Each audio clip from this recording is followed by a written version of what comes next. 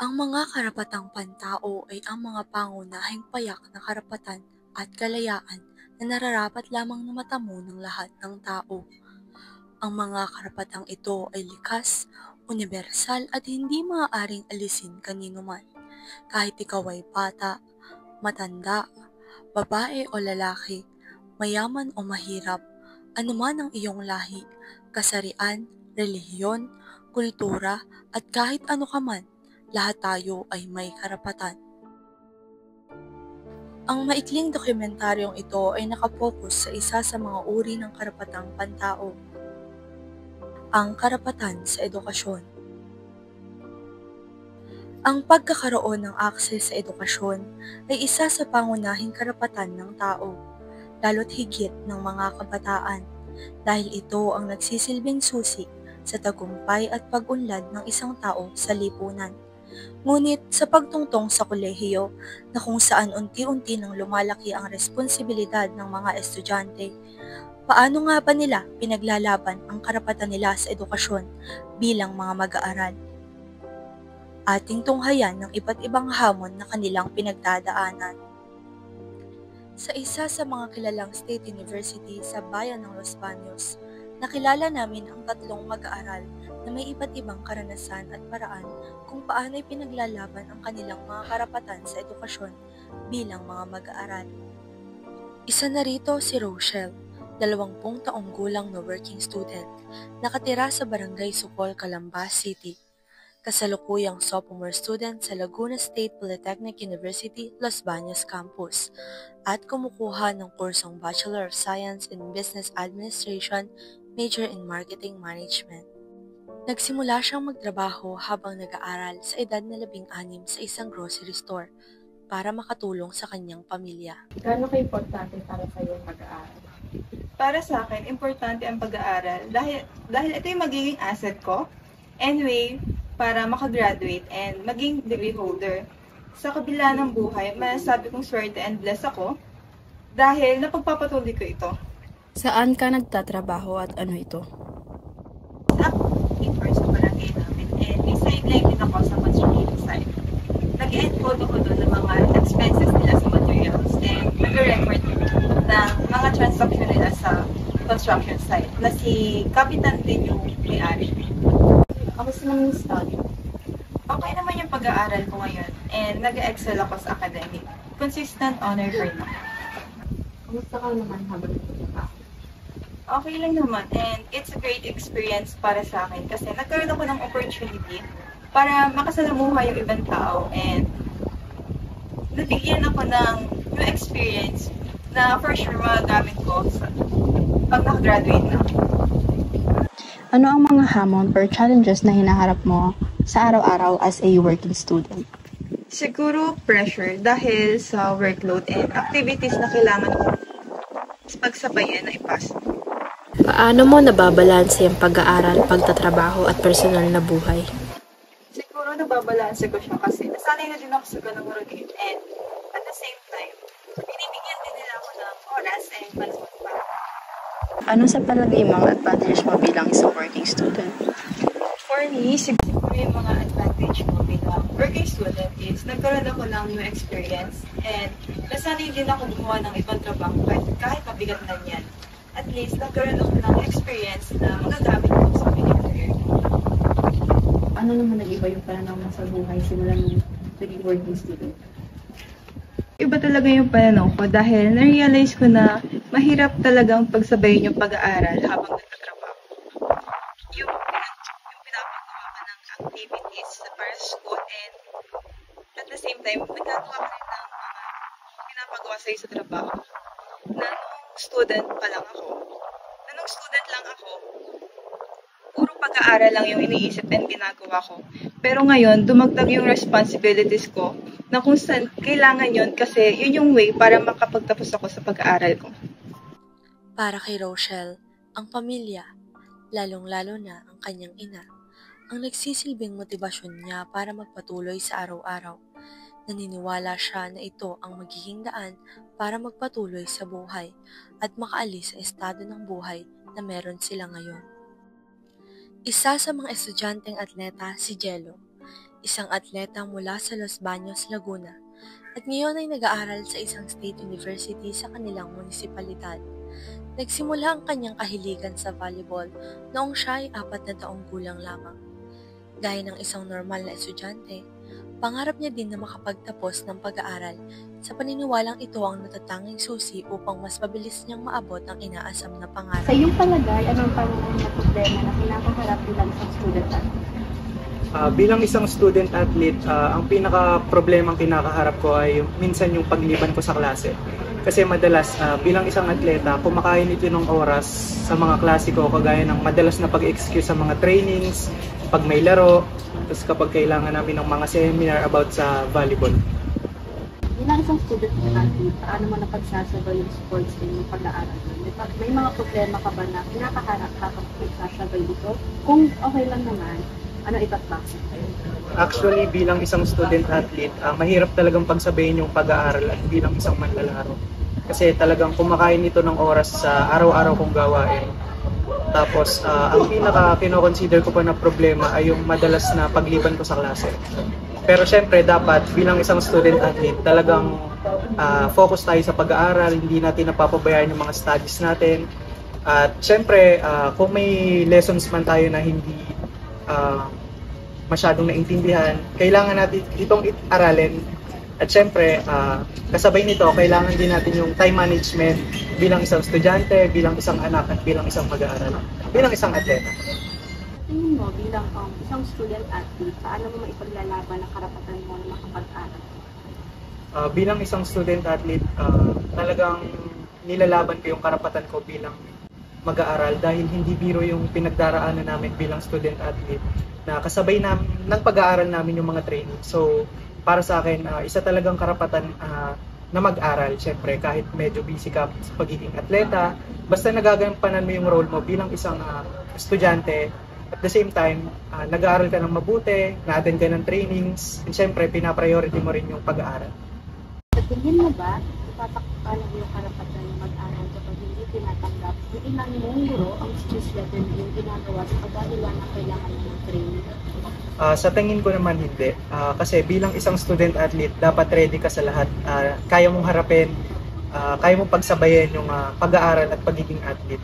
And minsan naman, meron din naman talagang mga inconsiderate na guro na talagang kahit alam nilang may trainings ka, hindi nila pinapayagan yung excuse letter mo. Pero syempre, mas matimbang yung mga gurong laging nakasuporta sa'yo. Kapag alam nilang may trainings ka, talagang inaaprobahan nila yung excuse letter mo.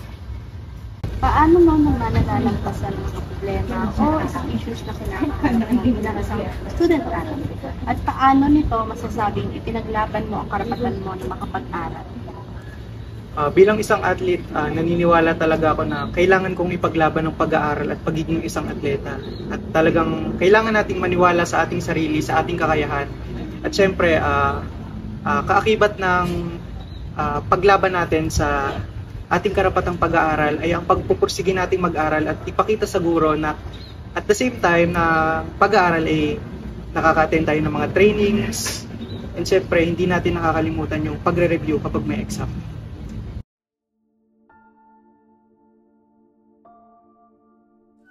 Sa buhay, kinakailangan lamang natin na maging pursigido sa kung ano ang nais nating matupad. Sa dokumentaryong ito, ipinapakita kung gaano kahirap ang maging isang student athlete. Marami mang kinakaharap na problema, ngunit hindi ito magiging hadlang upang mawalan ng pag-asa sa buhay. Isang estudyante ang aming na-interview na nagngangalang Jody. Nakatira sa Los Baños, Laguna.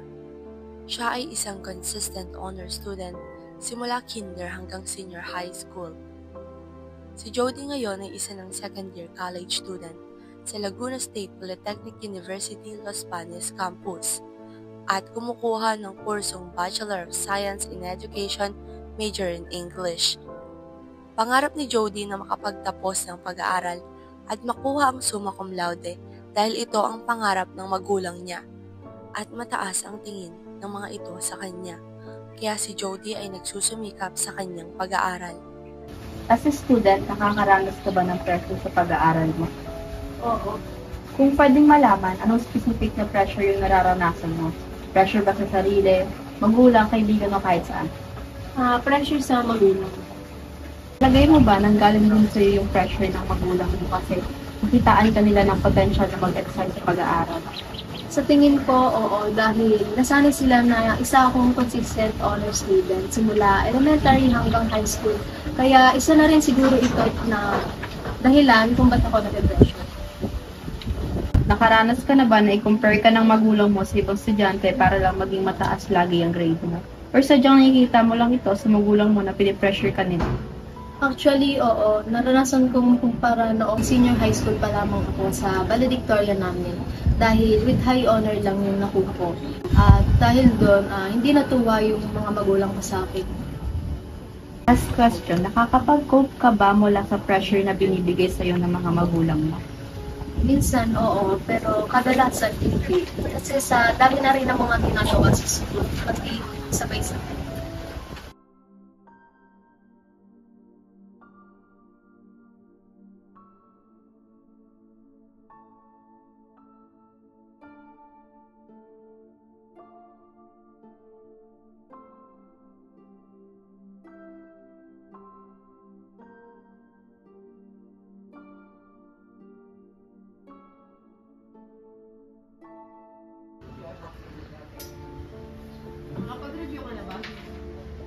Balita ko, bukas na exam niya anak. Opo, tayo. Alam mo ba dun yung anak ni paring Carding? Highest honor yun Ikaw ba? Magbutihin mo na lang pag-aaral mo, ha? Anak, anak. Magluluto muna.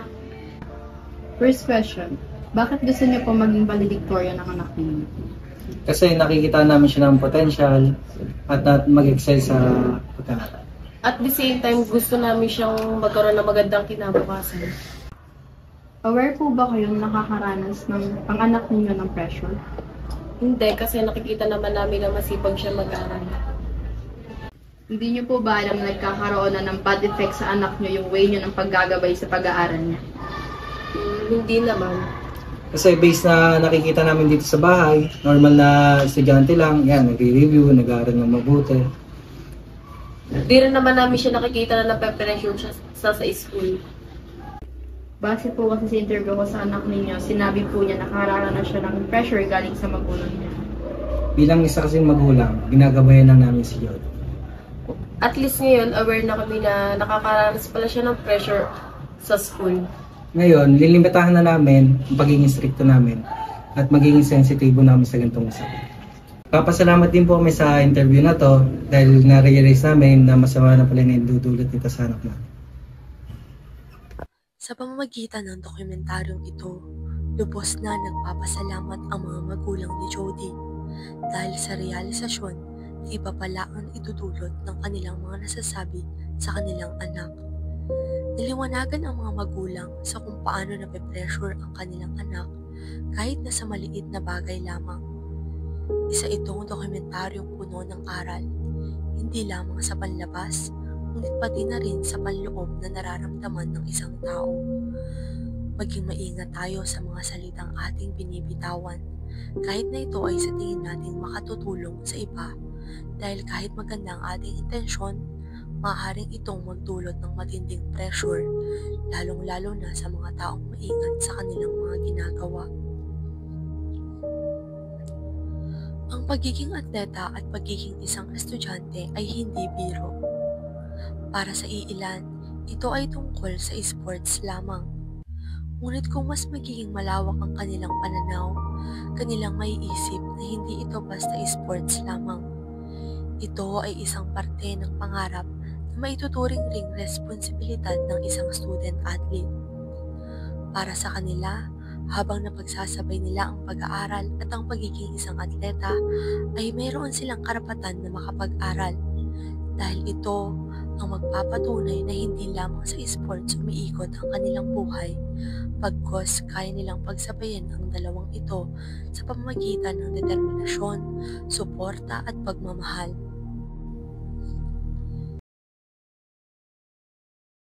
Sa panahon ngayon, marami ng kabataan ang lumalaban na rin sa buhay. Sa murang edad, Sila ay nagkakaroon na ng sariling kita sa kadahilan ng isa silang working student. Ang dokumentaryong ito ay isang paalala na kapag tayo ay patuloy na nagsusumikap sa buhay, unti-unti nating maaabot ang ating inaasam. Ang ganitong uri ng paggawa ng paraan ay isang halimbawa ng pagiging determinadong magkaroon ng magandang kinabukasan.